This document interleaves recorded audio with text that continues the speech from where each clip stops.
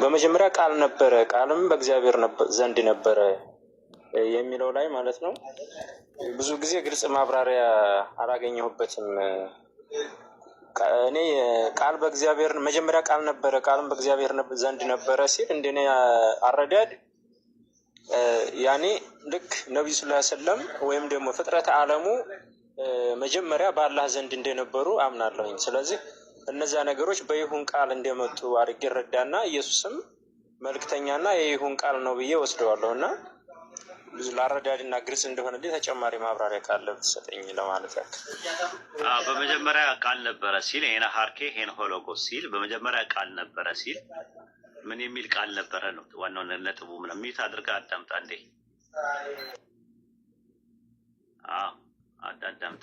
በመጀመሪያ ቃል ነበረ ሲል መጀመሪያ የሚለው አርኬ የሚለው ቃል ከየት ነው የሚጀምረው ብለን ስንል ከመጀመሪያ ጀምሮ ማለት ነው። መጀመሪያ ነቢያቶች መናገር ከጀመሩበት ጊዜ ጀምሮ ቃል ነበረ ነው የነበረው ማለት ነው። የሉቃስ ወንጌል ምዕራፍ 1 ቁጥር 7 ላይ 69 እና 70 ላይ በጥንት በነበሩ ነቢያት ተነግሮ የነበረውን የመዳንን ቀንድ በዳዊት ቤት ውስጥ አብቅሏልና ይላል።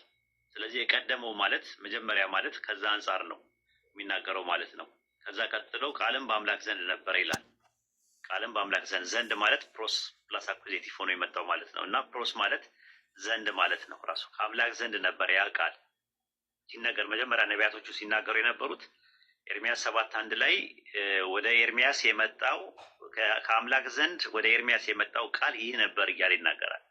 ስለ መሲሁ መምጣት ስለ መሲሁ እንትን ማለት ከጥንት ጀምሮ ሲነገሩ ነበር። ለምሳሌ ዘፍጥረት 22:18 ላይ የምድር አሕዛብ ሁሉ በዘር ይባረካሉ ቃሌን ሰምተሃልና ይላል። ቃሌን ሎጎስን ሰምተሃል፣ ቃሌን ሰምተሃል።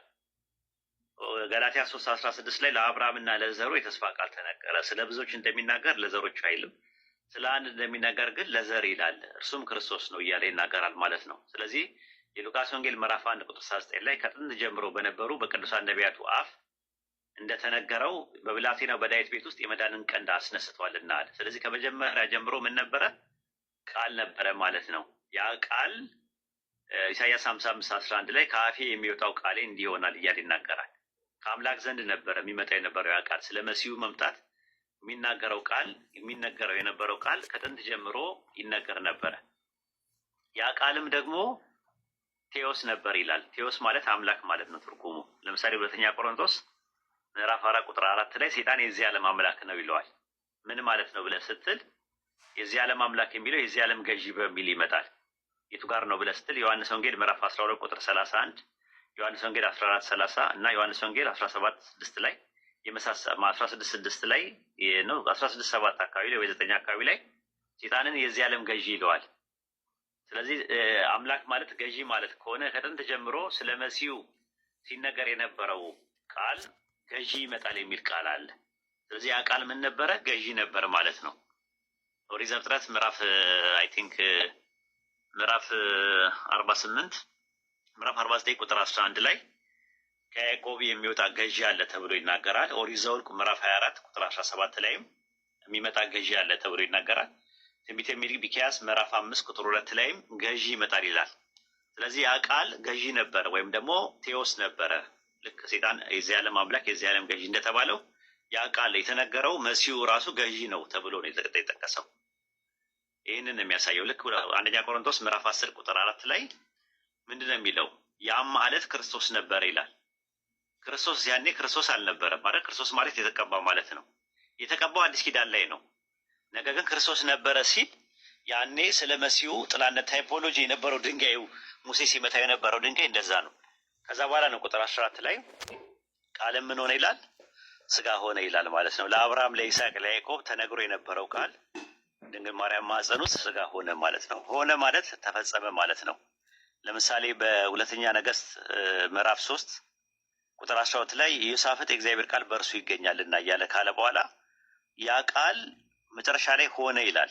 በኢዩ ተነግሮ የነበረው ቃል ሆነ ይላል። ሆነ ማለት ምን ማለት ነው ሲባል ተፈጸመ ማለት ነው ትርጉሙ ማለት ነው። ስለዚህ ሲነገር የነበረው እስከ 4 ትውልድ ድረስ ሁለተኛ ነገሥት 15:12 ላይ ለኢዩ ልጆች እስከ 14 ትውልድ ድረስ በእስራኤል ዙፋን ላይ ይቀመጣሉ ተብሎ የተነገረው የአምላክ ቃል ይህ ነበር እንዲህ ሆነ ይላል። በግሪክ ሰብጀንት ላይ ካይ ኤግኔቶ ኡቶስ ይለዋል፣ እርሱ ሆነ ይላል። ስለዚህ የተነገረው የነበረው ቃል የቱ ጋር ነው ካለ ሁለተኛ ነገሥት ምዕራፍ 10 ቁጥር 30 ላይ ያህዌ ኢዩን በፊቴ ቅን ነገር አድርገሃልና በልቤ ያለውን በአክዓብ ቤት አድርገሃልና ልጆች እስከ 4 ትውልድ ድረስ በእስራኤል ዙፋን ላይ ይቀመጣሉ አለው ይላል። ያ የተነገረው ቃል ሆነ ይላል። ዛት ሚንስ ሆነ ማለት ተፈጸመ ማለት ነው።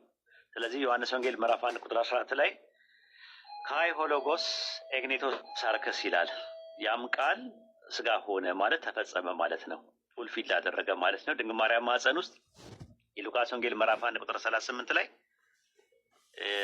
የጌታ ባሪያ እንደ ቃል ይሁንልኝ ስትል ያ ቃል ስጋ ሆነ ማለት ነው። ሰው ተፈጠረ ማለት ነው ማኅፀኗ ውስጥ። ይህን ይመስላል። ያልገባ ነገር ካለ ጠይቀኝ። ኡስታዝና ጀዛኩም አላህ ግልጽ ማብራሪያ ሰጥተኛል፣ አመሰግናለሁ። ለሌሎችም ነገሮች ይጠቅመኛል። እዚህ ጋር አንድ ነገር ብዬ ልውጣ። እኔ ለአላህ ብዬ እወድሃለሁ። አላህ ያዋደን ኢንሻአላህ።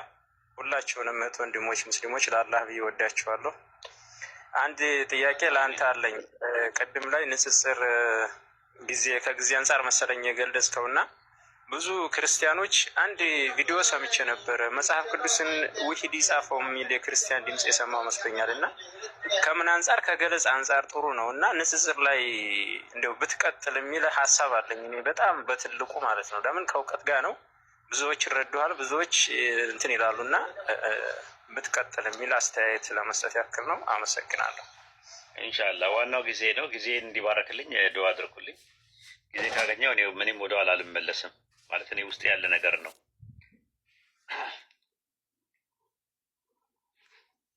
ሌላው እዚህ ጋር ፎሎወርሱን እያየሁ ነበረ 200